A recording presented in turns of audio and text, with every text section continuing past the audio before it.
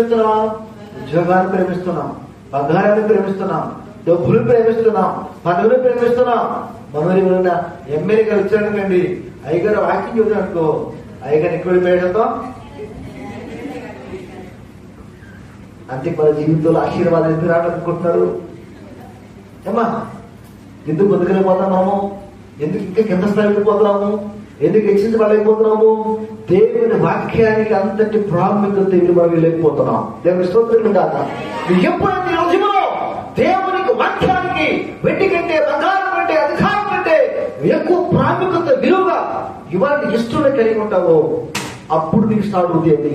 దేవుని స్తోత్రం కాక. అప్పుడు వరకు నువ్వు బ్రతకడానికి, తినడానికి ప్రభు నీకు ఇస్తాడు చెప్తే. ఎందుకంటే ఆయన నమ్ముకున్నావు కనుక, ఆయన నాము అవమానపడకూడదు కనుక దేవుని స్తోత్రం కాక. అంతవరకే నీకు ఇస్తాడు చెప్తే. అంతే మించి ఎక్కువ ఆశీర్వాదాలు, యేషయ్య ఆశీర్వాదాలు, ధ్యానులంటే ఆశీర్వాదాలు, దావీదులంటే ఆశీర్వాదాలు, అబ్రహాము ఆశీర్వాదాలు మరి ఎందుకు మనం పొందగలేకపోతున్నామంటే మెయిన్ కారణం ఇదే. దేవుని స్తోత్రం కాక. హల్లెలూయా. అబ్రహాము చివరికి ఒకగానో కుమారుడు కూడా దేవునికి ఇచ్చే విషయంలో వెనకాలేదంటే అస్సలు ఎంతకి ఇష్టం చూడండి.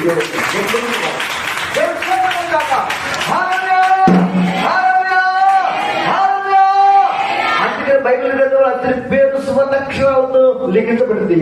చనిపోయిన తర్వాత కూడా ధనవంతుడు రాజు చూస్తున్నాడు. ఎవరు చూస్తున్నాడు? తండ్రి అబ్రహాము వారికి ఆకలిస్తున్నాడు. ఆయన చచ్చిపోయి వేల 100 సంవత్సరాలు అయిపోతుంది. ఈయన కొత్త నిబంధన గ్రంథంలో ఉన్నారు. ఆయన పాత నిబంధన గ్రంథంలో స్టార్టింగ్ లో ఉన్నాడు అబ్రహాము అనే వ్యక్తి. ఎదుగుతాడు.